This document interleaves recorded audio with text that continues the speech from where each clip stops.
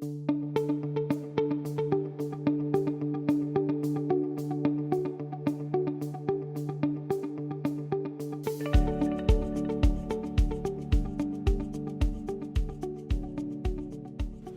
Carla Thomas from Health Quality Innovators.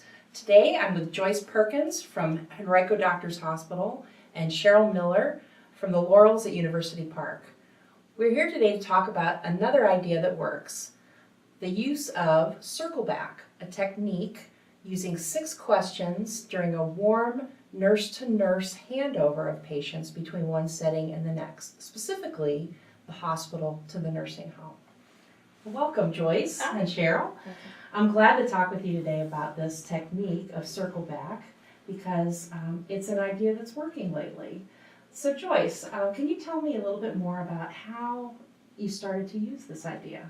Initially, I was the geriatric nurse navigator at Retreat Hospital, and part of my role was to follow up on patients when they were discharged home or to the skilled nursing rehab or assisted living. And so I would just call to check on them, and I would find out all interesting kinds of questions.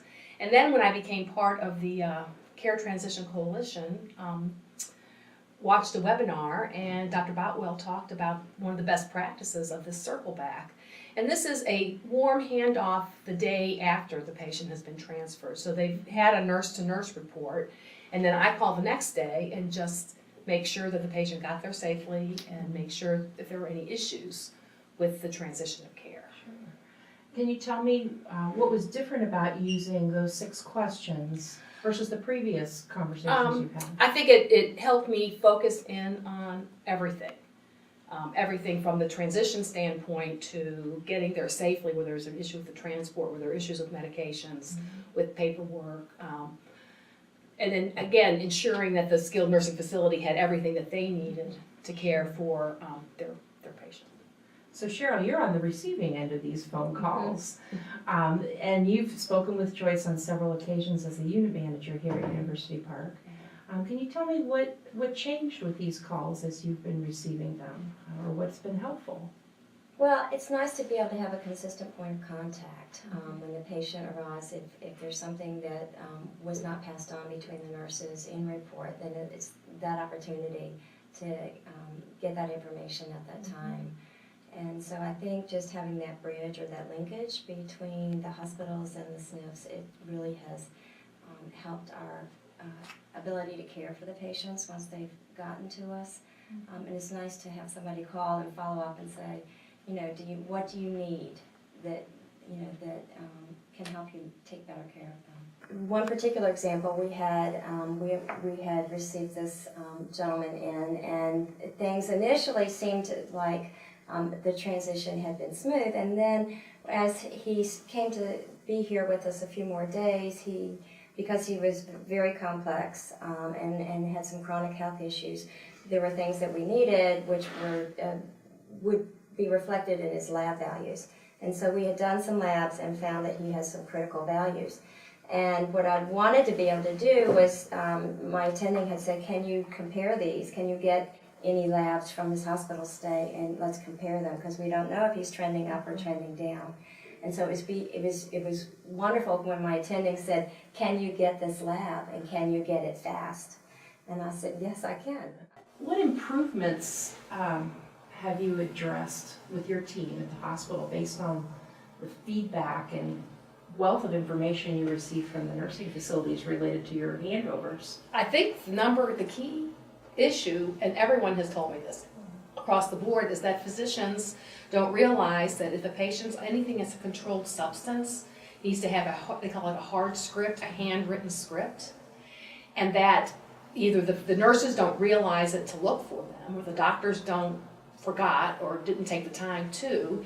And then what happens is the acute care setting does a great job of managing the patient's pain. Then they arrive, and for Cheryl and I, they're in pain, and Cheryl doesn't have anything that she can give them. And that's awful for the patient. It doesn't help, it doesn't give the patient a good taste about the skilled nursing facility either. I mean, they treated my pain in the hospital. Why aren't you treating my pain here? So each and every time that happens, and they tell me, I go back to the physician and to the director of the nursing units, just a general reminder. This patient, needed a prescription for Ativan. or their pain medicine or whatever. And I think now I know our staff at the hospital are looking for those scripts and making sure before they send them. And the doctors are getting better at making sure they do it. Mm-hmm. So I think, in fact, I think you've seen a big decrease in not having pain medicine. I mean, that's a simple thing, but it's an important thing. So let's talk outcomes, Joyce. Well, I'm really excited about the outcomes from the fact that anytime I discover an issue, I always follow up. I follow up on at my end or at the skilled nursing facility's end, reminding them to send the prescription for the narcotic that they didn't send handwritten. And when I started making the phone calls, about 26% of the time there was an issue. It could be any issue. And I would follow up, and in the month of February, I only had issues 8% of the time. So that it's fewer times, we're getting better at the transition. Great. I think just from reminding people, people didn't even realize they weren't doing it, or just getting it into the habit of doing it is making it better. Joyce and Cheryl, thank you so much for your time today to talk about the Circle Back process. 6 simple questions are making a really big difference in the Richmond community. Thank you so much for your efforts to improve patient care and transitions. And there is another idea that works.